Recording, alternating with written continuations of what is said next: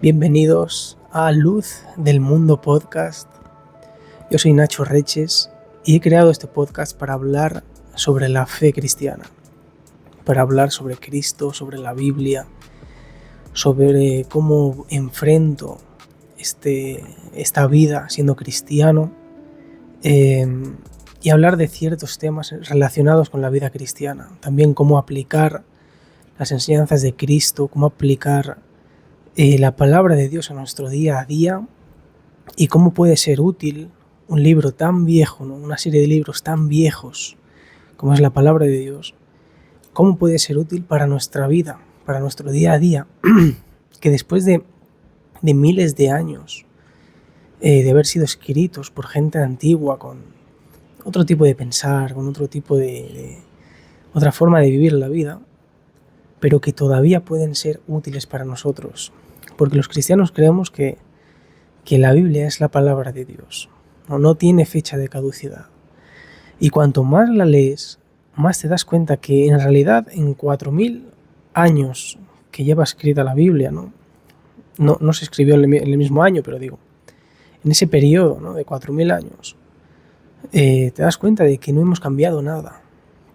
Seguimos siendo los mismos, seguimos siendo engañados y engañando. Seguimos siendo traicionados y traicionando también.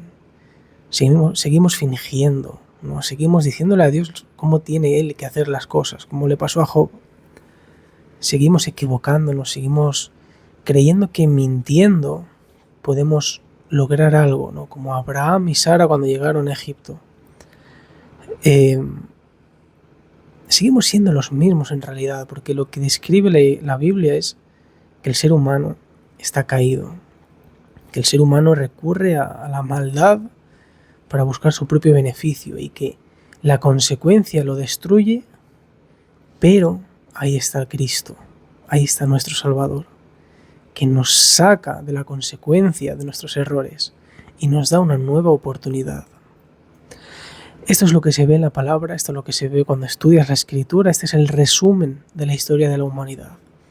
Unos seres humanos que deciden hacer las cosas mal y que viene Cristo, viene Dios y nos rescata de nuestra propia maldad. Entonces, Dios puso en mi corazón en este episodio hablar sobre mi paso por la fe. Porque hoy en día, teniendo toda la información que tenemos a un clic, tenemos ChatGPT, tenemos un montón de inteligencias artificiales, Google, YouTube, miles de podcasts con gente experta hablando de ciencia, hablando de filosofía, hablando de otras religiones como el budismo, como el hinduismo, hablando de todo lo que te puedes llegar a imaginar. Nunca en la historia habíamos tenido tanto acceso a la información como ahora. ¿Y cómo puede ser que alguien como yo, que he nacido en un país occidental, en España, he tenido toda la información al alcance de mi mano, soy cristiano? O sea, ¿cómo puede ser, no? Porque hay una falacia por ahí que dice que, bueno, que tú eres de la religión que tus padres te crían. Y esto es cierto. Si yo tengo hijos y soy cristiano, no van a ser hindús mis hijos, van a ser cristianos también. Pero eso era antes, ¿no? Eso era antes, cuando la gente estaba obligada quizás a seguir la religión de tus padres, o no había otra, o no conocías otra. A lo mejor en una aldea de Asturias en el medievo, quizás no se conocía lo que era el hinduismo. Entonces, claro, en una aldea de Asturias, pues quizás tus hijos eran cristianos católicos y ya está, y no conocían nada más. Pero eso ya no, eso ya se acabó. Hoy en día alguien de una aldea de Asturias puede ser perfectamente un monje budista o un musulmán o lo que sea. Ya tenemos acceso a toda la información y también tenemos la libertad de poder elegir. Entonces yo nací en un hogar cristiano evangélico y yo me crié en la iglesia, vi lo que era la iglesia, mi padre fue pastor, vi lo que era la iglesia, vi lo bueno y lo malo de la iglesia. Y sucedieron algunas cosas que tuvimos que irnos a otra iglesia de una denominación diferente, similar pero diferente. Y fue una mala época, fue en mi adolescencia donde yo empezaba a cuestionármelo todo, empezaba a desarrollar un pensamiento, no sé, crítico, escéptico, no me lo creía todo. Me crié en una de esas iglesias donde eran muy supersticiosas, ¿no? Se exageraban los milagros o las sensaciones o cosas así. Entonces, esas típicas iglesias donde te dicen Dios me ha dicho esto, esto, esto, y te quedas como, wow, Dios te ha dicho, ¿no? Dios habla contigo, qué locura. Yo ni siquiera, nunca escuché a Dios, ¿no? Gracias a Dios nunca escuché ninguna voz. Pero iba a ese tipo de iglesias y recuerdo que al principio estaba muy bien todo, pero luego se empezó a introducir algunas doctrinas extrañas. Empezaron a introducir algo de judaísmo mesiánico en esas iglesias. Entonces, ya no era el típico culto cristiano donde vas a adorar a Dios con paz, con tranquilidad, con libertad, ¿no? En esas iglesias se daba libertad para adorar a Dios, ¿no? Podías saltar, podías bailar, podías gritar, daban mucha libertad. Sin embargo, ya empezaron a ser un poco más cerrados. El pastor, que era español, empezó a delirar completamente, ¿no? Empezaron a obsesionarse con Israel, a obsesionarse con los judíos. Y poco a poco se fue desvariando, fue destruyéndose, ¿no? Empezaron a introducir elementos de la sinagoga de Satanás. Yo lo denomino así. Entonces, ya no era una iglesia, ya era una especie de comunidad mesiánica de gente trastocada de la cabeza, ¿no? Gente, yo qué sé, hacía unos años era una iglesia normal y luego lo típico, empiezan a cambiarse el nombre, empiezan a mezclar las palabras con el hebreo, ¿no? Por ejemplo, ya no decían Jesús, decían Yeshua, ¿no? Se empezaron a introducir elementos de la sinagoga de Satanás, ¿no? Que si un talit, que si un shofar, que si vendo aceite de Israel milagroso. Y poco a poco eso fue derivando a dudar acerca de Cristo. Ya se empezaba a leer el Nuevo Testamento con cierto escepticismo, como que no estaban creyendo totalmente lo que decía el Nuevo Testamento. Empezaron a malinterpretar las Escrituras, a exagerar algunos versículos aislados para añadir una especie de superioridad, ¿no? Étnico-espiritual a los judíos. La gente empezó a autodenominarse judía de la nada, porque sí. Y ya empezaban a dudar acerca de Cristo, como que Cristo ya no era Dios, ya la Trinidad no se veía de la misma manera, ya decían que era una doctrina católica. Dios ya era como, digamos, o sea, Jesús ya no era Dios sino el Mesías, y teníamos que copiar elementos de los judíos porque los primeros cristianos eran judíos. Bueno, eso son las excusas que ellos ponían, ¿no? Sin embargo, no estudiaban los primeros cristianos, no estudiaban a los padres apostólicos, no estudiaban a los padres de la iglesia. Solo decían que los primeros cristianos hacían eso, sin ningún tipo de prueba, ¿no? Empezó a desvariar todo y en mí empezó a generar dudas, porque yo veía al pastor como una autoridad, como alguien que conoce la palabra, que la lee, que tiene el Espíritu Santo, quien le guía, quien lo forma, quien le proporciona información, ¿no? Quien le da sabiduría a la hora de interpretar la palabra. Y claro, yo tomaba las palabras del pastor, luego se cambiaron los títulos, ¿no? Lo tomaba como una autoridad, como alguien que tiene razón, porque él sabe más que yo, ¿no? Yo tenía 13 años. Entonces, empecé a dudar acerca de Cristo. Empecé a dudar de la fe que había heredado de mis padres, ¿no? Al ver algo diferente, algo que nunca vi. Yo nunca vi algo diferente, además de los católicos. Entonces empecé a dudar y me alejé de esa comunidad. Exploré otras comunidades religiosas, otras religiones, las estudié, pero dentro de mí había mucho escepticismo con todo. Empezaba a cuestionarlo todo. Empecé a cuestionarlo todo en esa edad, la de 13, 14 años. Yo seguía leyendo la Biblia, seguía investigando, quería buscar la verdad, pero empecé a cuestionarlo todo y pasé a ser agnóstico, ¿no? Una etapa donde no negaba que hubiese algo, pero no creía que ese algo tuviese algo que ver con la Biblia. Creía que si hay algo más allá que no sabía yo lo que era, no podría tener nada que ver con la Biblia. En esa época había foros de gente atea que empezaban a hablar mal sobre la Biblia, a cuestionarla, que si Dios era un genocida, que si Dios había matado a no sé cuántos millones de personas. Y empecé a creerme todo ese discurso, aunque dentro de mí no podía yo negar la existencia de Dios, porque también era coherente, ¿no?, con todo lo que está creado. Obviamente esto no puede salir de la nada, ¿no? Luego ya exploré argumentos ontológicos y ya pude examinar mejor, ¿no?, eso, ¿no? Pero al principio fue complicado y fui metiéndome en ese mundo donde se estaba cuestionando todo, donde la Biblia no era la palabra de Dios, sino que simplemente era un libro de gente antigua que registraba sus cosas y ya está.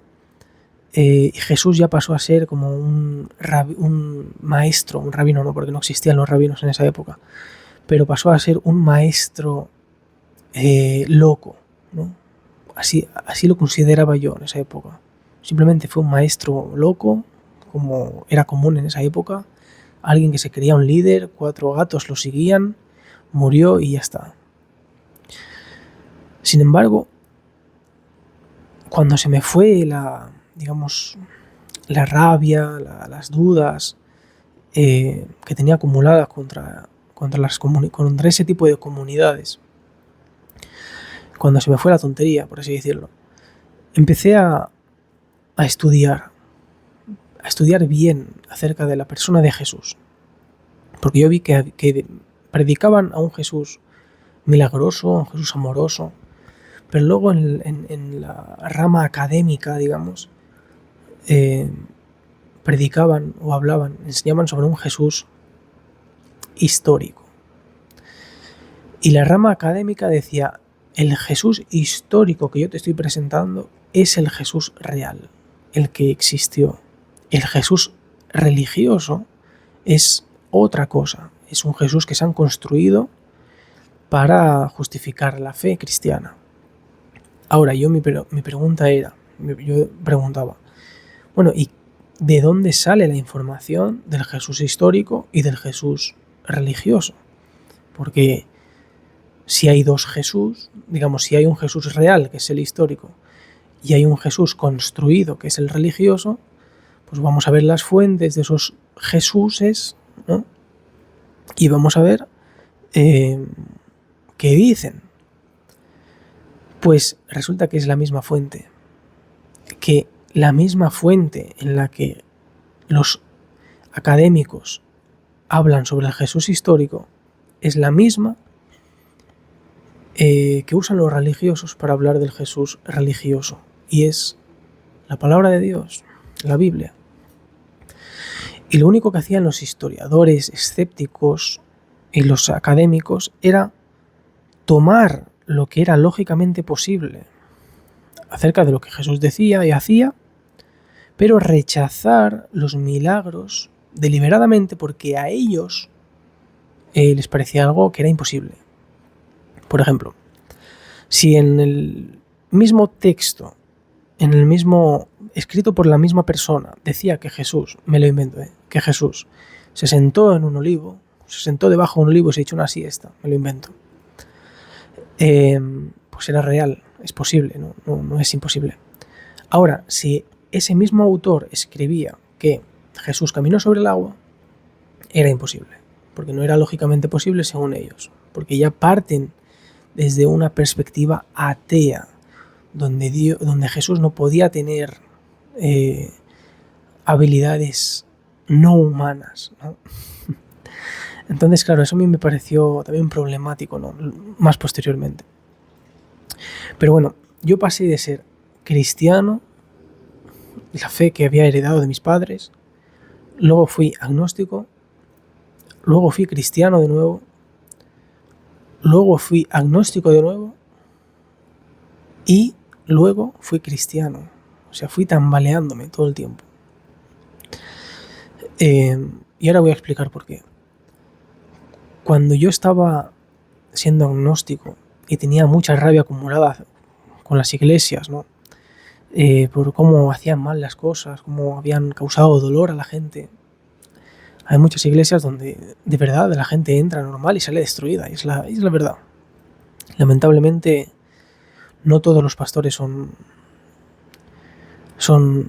tienen buena intención. No todos los pastores tienen buena intención, no todos los cristianos son ositos amorosos que te reciben con abrazos y besos, ¿no? A veces son auténticas serpientes que aprovechan cualquier oportunidad para picarte y arrastrarte y destruirte. Y eso es la verdad, está en la iglesia. Entonces yo sentía mucha rabia con eso, ¿no?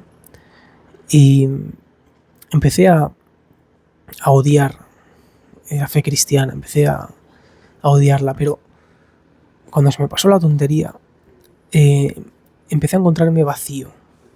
Yo estaba estudiando otras religiones, estudiaba el judaísmo, no me convenció. Estudié el islam, no me convenció para nada, la verdad. Estudié el budismo, pero me pareció demasiado complejo, la verdad, yo no entendía nada. Estudié el hinduismo, ¿no? Que el hinduismo no es una religión en sí, es como una agrupación de religiones autóctonas, ¿no? Y me pareció muy interesante, la verdad. El hinduismo y el budismo me parecieron muy interesantes, pero no llegué a comprenderlo del todo. No sé si es porque tenemos formas de pensar diferentes, ¿no? Los occidentales a la gente oriental. Nosotros somos muy escépticos, no nos creemos todo a la primera, o no debería ser así. Y ahí hay mucha superstición, mucho ritualismo que nosotros vemos como algo ilógico, algo que no tiene sentido, ¿no? Tocar una campana para traer buena suerte, o yo qué sé, o hacerte o pintarte en la cara, o ese tipo de rituales no tienen sentido, o recitar un mantra.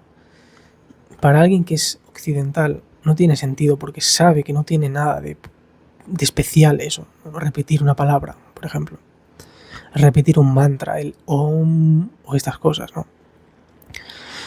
Sin embargo, me pareció muy interesante acerca de la reencarnación, del dharma, del karma, del samsara, del Kali Yuga, todo eso me llamaba la atención. Me llamaba la atención porque era algo nuevo y interesante, ¿no? Pero no me acababa de convencer porque no lo acababa de entender, la verdad. Y me sentía vacío. Me sentía vacío y volví a la fe cristiana precisamente por eso. Volví porque simplemente quería que fuese real. No porque había verificado que era real, sino porque dentro de mí quería que fuese real. Porque era lo que antes había dado sentido a mi vida. Y ahora me veía en una crisis de identidad, una crisis de fe, en la que ya no encontraba sentido a nada. ¿Por qué vivimos? ¿Para qué nos esforzamos? Si luego me voy a morir y se acabó, ¿no? Es como cuando apagas el ventilador, se acabó. Y eso es lo que me pasaba, me sentía vacío y veía en la fe cristiana como la gente, yo en esa época no pensaba, la gente está engañada, pero bueno, por lo menos está engañada, pero por lo menos tiene sentido su vida, luchan por algo, se despiertan con ilusión, rezan y eso calma el estrés, ¿no? Te quita el estrés, convencerte de que hay alguien superior que te está ayudando, que que mira por ti, que se preocupa por ti, que dio su vida por ti, alguien a quien puedes dejar tus cargas, como que te da la sensación de que ya no luchas solo, ¿no? Era todo puro sentimentalismo lo que estaba sintiendo. Yo quería creer, pero no podía realmente. No podía. Y me autoconvencí de que eso era real, aunque en el fondo no lo creía. Entonces volví a la fe cristiana simplemente para llenar un vacío existencial, un vacío de fe, ¿no? Y yo sé que hay muchos cristianos en la iglesia que están así. No están en la iglesia porque tengan, digamos, una fe sólida en la palabra y digan, bueno, yo sé por qué creo en esto. No lo creo porque Dios me ha dicho o lo he sentido, sino porque realmente creo que Cristo resucitó. Y ahora voy a dar los argumentos que yo escogí luego, ¿no? Y hay mucha gente así en la iglesia, mucha gente así, que no sabe por qué está ahí, que nunca se ha cuestionado su fe, nunca se la ha cuestionado, nunca se preguntó, ¿y por qué creo en esto? Gente con dudas acerca de la Biblia que no encuentran una respuesta. Yo preguntaba en esa iglesia donde iba, llegué a preguntar, ¿no?, acerca de todo esto, pero como estaban cambiando la doctrina, prostituyendo la doctrina de Cristo por elementos de la sinagoga de Satanás, ya no tenían que responder, sabían la respuesta quizás, pero ya esa respuesta era contradictoria a lo que ellos estaban adoptando en ese momento. Entonces, hay mucha gente que se siente así, que siente que está en la iglesia simplemente por miedo. Esa es una. Hay gente que está en la iglesia por miedo, porque creen que quizás Dios les va a castigar si no van o van a ir al infierno. Hay otra gente que está por estar, no se cuestiona demasiado su fe, simplemente les llena ir a la iglesia, es una actividad más, un complemento más en su vida, les da propósito, digamos, les da sentido a su vida y deciden ir para sentirse parte de algo, si no estarían solos, ¿no? Y eso es engañarse a sí mismo, ¿no? Ya no estás en la iglesia por Dios, para adorar a Dios y a compartir con tus hermanos, sino que estás porque estás solo, ¿no? Y esa compañía con los demás es lo que da sentido a tu vida. Y eso no debe ser así. La fe cristiana no debe ser un complemento más para tu vida. No debe ser simplemente algo que heredé de mis padres y tengo que cumplirlo porque me lo dijeron. Sino que tienes que analizar, investigar, dudar. Tienes que dudar para encontrar respuestas y tener una fe firme. Para que cuando vengan tiempos malos, tiempos donde oras sin nada sucede, tiempos donde venga la tormenta, tiempos donde el diablo se levante contra ti con todo el infierno y quiera destruirte, tú tengas la confianza y la fe basada en la palabra y no simplemente en un sentimiento, para resistir las pruebas del diablo. Entonces, cuando regresé a la fe, en el fondo no creía en eso. Aunque yo buscaba sentirme de nuevo lleno, sentir que mi vida tenía un propósito, sentir que, quería que fuese real. Y ahí caes en una especie de religiosidad hipócrita, donde empiezas a juzgar a los demás. Yo lo hacía, yo era el primero en juzgar a todos, a creerse uno perfecto. Cuando alguien cae, en vez de sostenerlo, como dice la palabra, ¿no?, y considerarte a ti mismo como si estuvieras pasando eso, aún lo pisoteaba más, ¿no?, porque decía, no, hay que ser cristianos y tenemos que ser perfectos. Y si te fijas, hay sectas así. Hay sectas que tenían esta actitud que yo tenía, porque su fe no estaba basada en la palabra, sino en su propia hipocresía. en su legalismo, ¿no? En creerse ellos perfectos, en querer ser ellos Dios. Pero cuando tu fe está fundamentada en la palabra, sabes que somos muy vulnerables, que somos débiles y que gracias al Señor, que su misericordia se renueva cada día, porque de verdad, cada día la necesitamos. Y que la fe cristiana no se trata de ser perfecto o de criticar una película donde dos monigotes se dan un beso. No, la fe cristiana es... somos los que conservamos la esperanza en que Cristo pronto va a regresar. Somos los que salvamos almas y tenemos que salvar almas.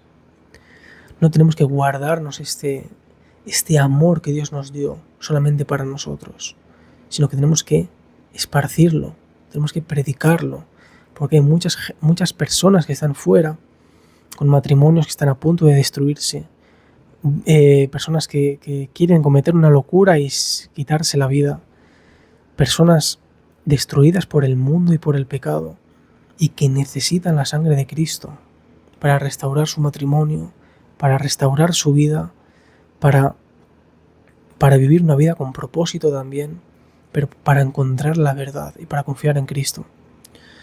Entonces, yo me encontraba en ese momento en quiero creer en esto, creo que esto va a llenar mi vida, pero en realidad, si me preguntabas por qué creía, no te podía responder.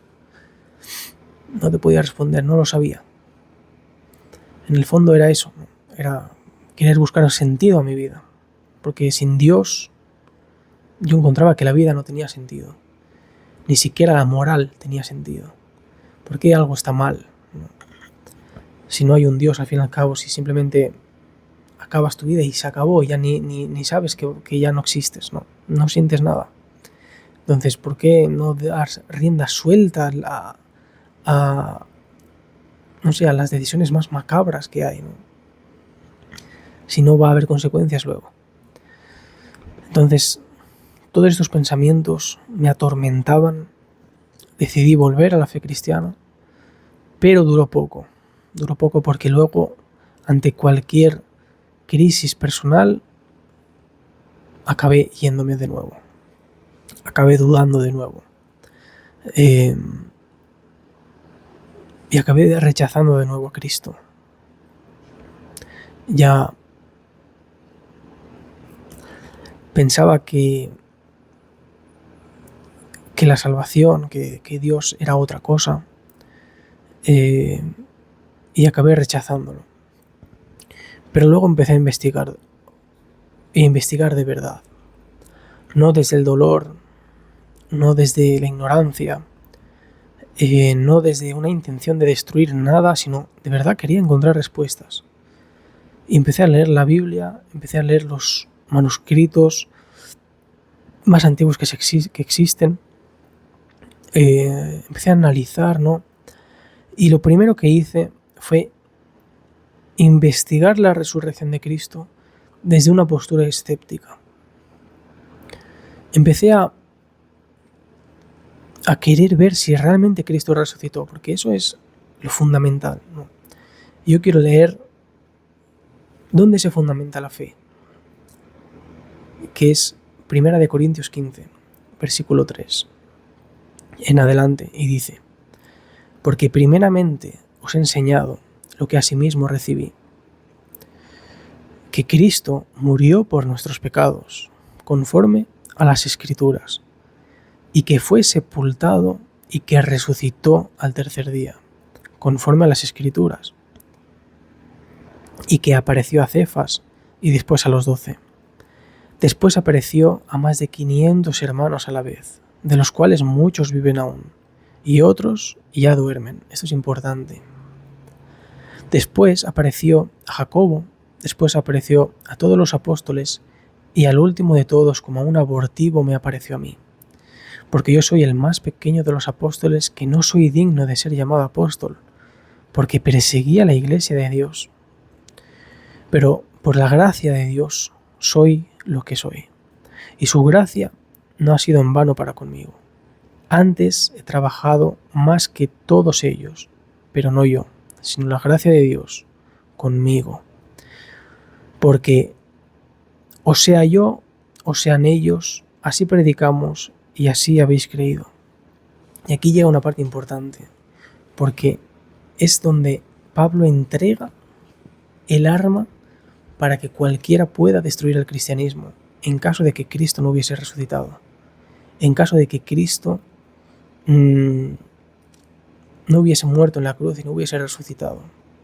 Y dice lo siguiente: pero si se predica de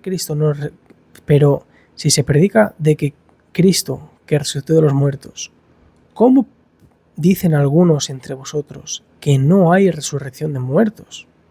Porque si no hay resurrección de muertos, tampoco Cristo resucitó.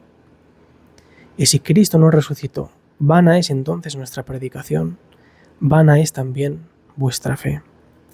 Y somos hallados falsos testigos de Dios, porque hemos testificado de Dios que Él resucitó a Cristo, al cual no resucitó, si en verdad los muertos no resucitan.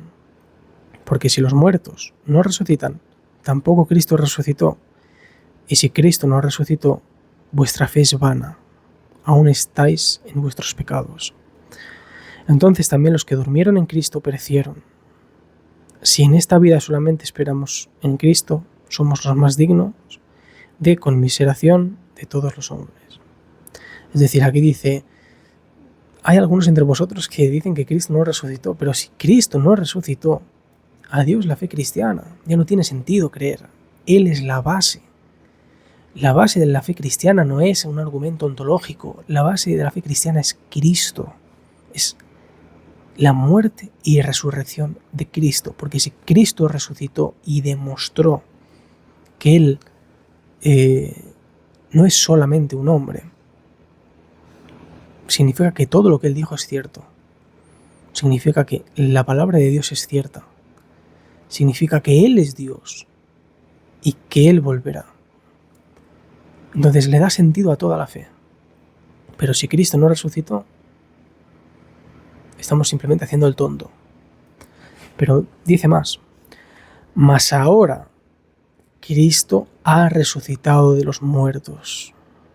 Y esto lo está diciendo a personas que realmente lo vieron, porque unos versículos antes hemos leído que algunos de los que lo vieron viven y otros duermen. Entonces, en esta época, cuando Pablo está escribiendo esta carta, había gente que lo había visto. Y no era una alucinación, no era, una locura que tenían en ese momento, sino que realmente había gente que lo había visto. Gente que decía, sí, yo vi a Cristo vivo, en carne y hueso. Tangible, una persona, no una alucinación. Entonces dice, mas ahora Cristo ha resucitado de los muertos, primicias de los que durmieron es hecho. Porque por cuanto la muerte entró por un hombre, también por un hombre la resurrección de los muertos. Porque así como en Adán todos mueren, en Cristo todos serán vivificados. Pero cada uno en su debido orden. Cristo, las primicias. Luego los que son de Cristo en su venida. Aquí Pablo está hablando de que cuando tú confías en Cristo, eres de Cristo, lo has aceptado en tu corazón, vas a resucitar, pero en su debido orden. No es que cuando mueras automáticamente al día siguiente resucitas, sino en su venida. En la venida de Cristo es cuando todos los que murieron en Él van a resucitar. Entonces, esa es la base de la fe cristiana, el Cristo resucitado. Y primero empecé a investigar la resurrección desde una postura escéptica y no encontré nada realmente. Porque todo lo que se conoce acerca de Cristo está en la Biblia. Luego hay algunos textos fuera de la Biblia, pero son muy pocos realmente para llegar a una conclusión de que Cristo resucitó con textos extrabíblicos, ¿no? Entonces, empecé a examinar la resurrección, pero no encontré nada. Entonces dije, bueno, voy a empezar por orden, ¿no? Voy a empezar por estudiando la historia de Jesús, estudiando la persona de Jesús. Entonces, empecé a leer, a escuchar gente en internet. La verdad que es muy peligroso hoy en día, escuchar a algunos en internet porque dicen cada cosa. Y es lo malo, ¿no?, de vivir en esta época, que es cierto, tienes toda la información que quieras en internet, pero al mismo tiempo toda la desinformación, y es muy difícil diferenciarlo. Entonces, empecé a investigar acerca de examinar la evidencia histórica sobre Jesús, ¿no? Empecé a ver si realmente los evangelios eran fiables o simplemente textos antiguos que gente enterró. Empecé a ver si era confiable realmente lo que decían, si podía confiar en ello, en los testimonios de por qué lo escribieron. Y ahí empecé a leer cada cosa, ¿no? Había un libro que se llama Año 303, Inventan el cristianismo. Un libro de alguien que se apellidaba Torrens. Y decía que Jesús no existió y que se inventó 3 siglos después. Porque, bueno, no sé exactamente por qué lo decía, pero una barbaridad, ¿no? Por eso hay que tener mucho cuidado. Y yo al principio decía, wow, año 303 inventa el cristianismo, o sea que Jesús no existió. Y empecé a estudiar eso, pero luego habían académicos mucho más serios que reconocían que Jesús existió, que Jesús predicó en el siglo I, ¿no? Entonces, ahí pues ya empecé a saber diferenciar, ¿no?, qué tipo de académico creerme. Y bueno, he llegado a escuchar muchas cosas, que Jesús era un reptiliano, bueno, cada cosa. Y empecé a examinar la evidencia histórica acerca de Jesús. Luego empecé a ver si ese Jesús histórico se parecía al Jesús de la Biblia, al Jesús de la fe. Y era el mismo Jesús. Lo que pasa que, como dije antes, los académicos rechazaban cualquier obra sobrenatural porque ellos lo veían desde una perspectiva escéptica. Entonces, deliberadamente rechazaban lo que ellos querían. Sin embargo, el mismo autor que escribía que Jesús mandó a sus discípulos a ir a comprar, era el mismo que escribía que Jesús caminó sobre el agua, que Jesús sanaba enfermos. Entonces, ¿cómo puede ser eso compatible? ¿Cómo puede ser eso? Digamos, ¿cómo puedo yo rechazar lo que a mí me conviene? ¿Acaso eso no se debería hacer, no? Si el autor lo vio y lo plasmó en tinta y papel, entonces ¿por qué yo negarlo? Porque yo no lo vi. Entonces neguemos toda la historia. Porque la historia no ha quedado retratada en una foto y ni un vídeo, es simplemente textos antiguos que se escondieron o se perdieron y luego se encontraron. Así que empecé a abrirme un poco, porque como yo no era ateo, creía que algo podía haber, ¿no? Entonces empecé a abrir mi mente, no verlo todo desde un punto escéptico, puramente escéptico, porque también vi que ahí había hipocresía y habían otras cosas detrás. Entonces vi que Cristo murió también. ¿Cómo murió? En una cruz. Y que realmente murió. Y aquí ya está una gran diferencia con el Islam, ¿no? Donde ellos aceptan a Cristo, aceptan que Cristo existió, pero dicen que no murió. Pero vi que académicos escépticos, ateos, decían, como Bart Ehrman, por ejemplo, decía que realmente Jesús murió. Y no solo eso, sino que realmente los discípulos de Cristo creían con toda fe que Él había resucitado. Es decir, llegaron a reconocer que los primeros cristianos, sus discípulos, creían que habían resucitado.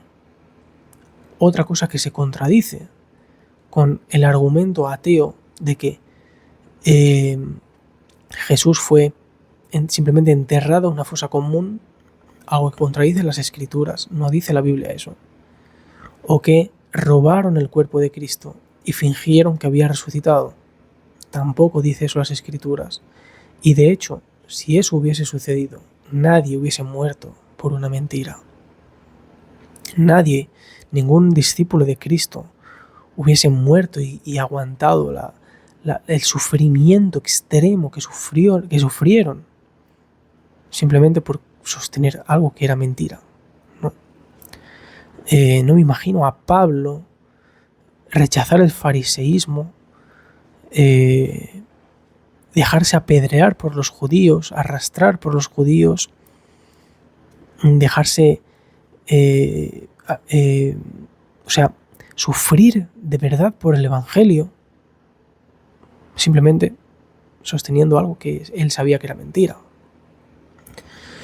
No me imagino a Santiago, el hermano de Cristo, que era líder de la iglesia de Jerusalén, dejarse tirar por el pináculo del templo, sabiendo que realmente su hermano no había resucitado y que no era Dios. Como que no me era coherente todo esto, ¿no? Entonces, la resurrección se basa en la tumba vacía. Había una tumba y estaba vacía. Los primeros testigos fueron mujeres, algo que llama mucho la atención. Si fue una historia inventada, ¿a quién se le ocurre poner que eran mujeres las que habían visto a Cristo por primera vez resucitado? Si la opinión de la mujer valía lo mismo que la opinión de una cabra. La opinión de una cabra valía lo mismo que la opinión de una mujer. Entonces, ¿a quién se le ocurriría decir, a quién se le ocurriría que los primeros testigos del Cristo resucitado simplemente eran mujeres? Quizás no es porque sea mentira, sino porque realmente sucedió así y ya les daba igual si era coherente o no era coherente, sino que querían escribir lo que vieron y querían plasmar en tinta y papel la verdad. Y es la verdad que hemos heredado en las Escrituras, la verdad que hemos heredado en la palabra de Dios. Entonces, la resurrección se convierte en un punto decisivo en mi vida.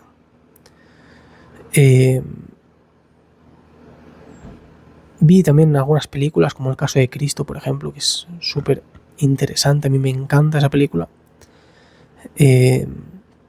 sobre un hombre Lee Strobel, ¿no? Que vivió algo similar también, buscó la fe cristiana no desde el sentimentalismo, sino realmente quería buscar la verdad y basar su fe en algo real, no simplemente en yo lo siento. Y cuando llega el momento de la resurrección, cuando estoy estudiando la resurrección, cuando veo a los apóstoles morir por Cristo, sufrir por Cristo, personas que habían estado con Él, personas que comieron con Él, que compartieron tiempo con Él, que lo vieron en persona, le vieron sonreír, le vieron llorar, le vieron comer, le vieron predicar, le vieron dormir. O sea, personas que realmente vivieron con el Señor y que le vieron morir, pero luego lo vieron vivo de nuevo, lo vieron resucitar y lo vieron ascender. Y así como ascendió, volverá muy pronto. Y eso fue en mí un momento brutal, ¿no? Porque ahí, digamos,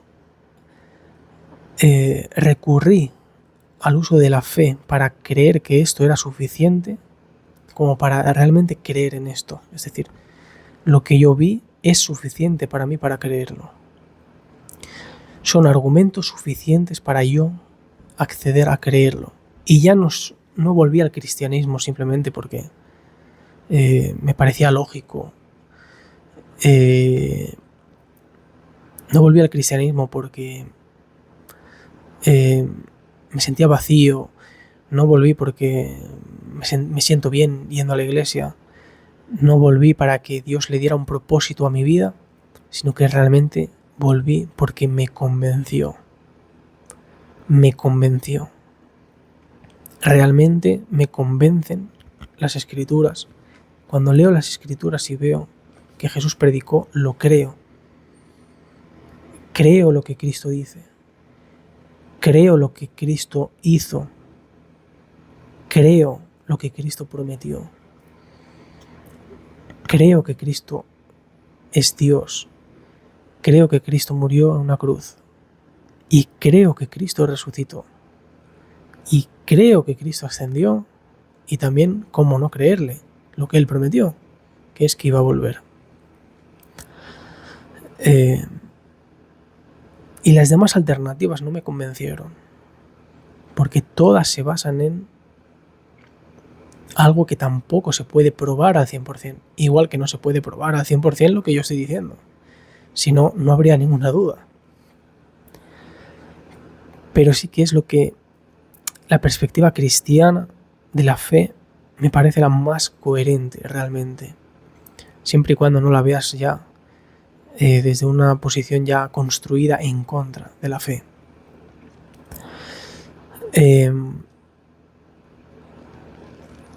Entonces no volví a creer simplemente porque lo sentí, sino porque la evidencia histórica sobre Jesús, sobre todo la resurrección, realmente vi que se tenía que tomar en serio.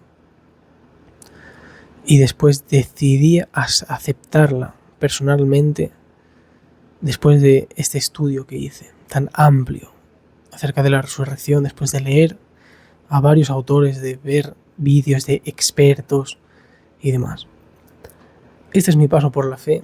Ya hace como 2 años, o 1 año y medio, 2 años, que volví de nuevo a la fe, fundamentando mi fe en la palabra de Dios, no simplemente en quiero que sea real, o espero que sea real, o me siento tan vacío que quiero que sea real, sino que fundamenté mi fe en lo que estudié y me convenció.